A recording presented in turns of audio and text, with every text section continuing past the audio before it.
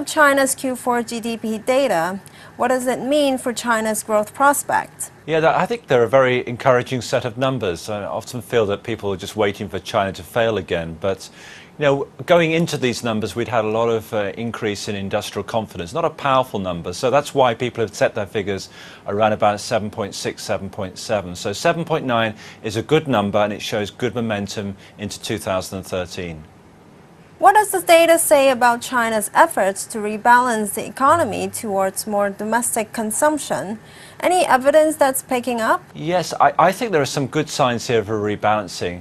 Firstly, the investment spending growth rate has come in largely in line with expectations, but the retail sales numbers at over 15% growth are marginally ahead of expectations. So there does seem to be a more powerful force or momentum building in terms of domestic demand, which is exactly what the Chinese authorities would like to see.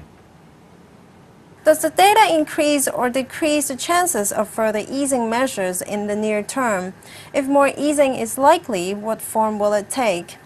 Could we even see a relaxation of property curbs? Although these are a good set of numbers, I don't think the Chinese authorities are going to relent in their support to the economy nor their efforts to rebalance. I don't think that necessarily means we're going to get interest rate cuts, as maybe would be the simplest way of trying to keep the economy going.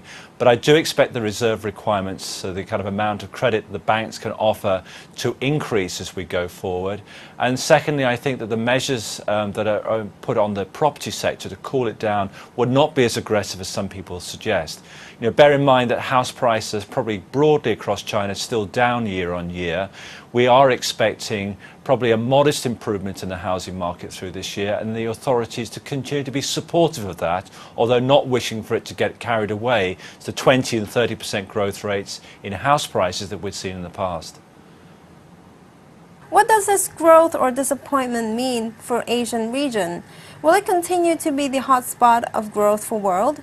Can India and China steal the thunder? I think China is very crucial for 2013, that it continues to maintain good growth with, we hope, limited inflation pressures, and therefore doesn't get turned off at any stage through the course of this year. The reason it's important, there are very few parts of the world at the moment that are giving us consistently good news. Remember, in the US, we've still got problems pending over the next couple of months. And although growth is good there at the moment, it might just disappear. So I think China is going to provide the backbone to global growth. It is also crucial to this region, because I think the better news we've seen out of a number of economies around the region recently, the added momentum we've seen has largely come from China.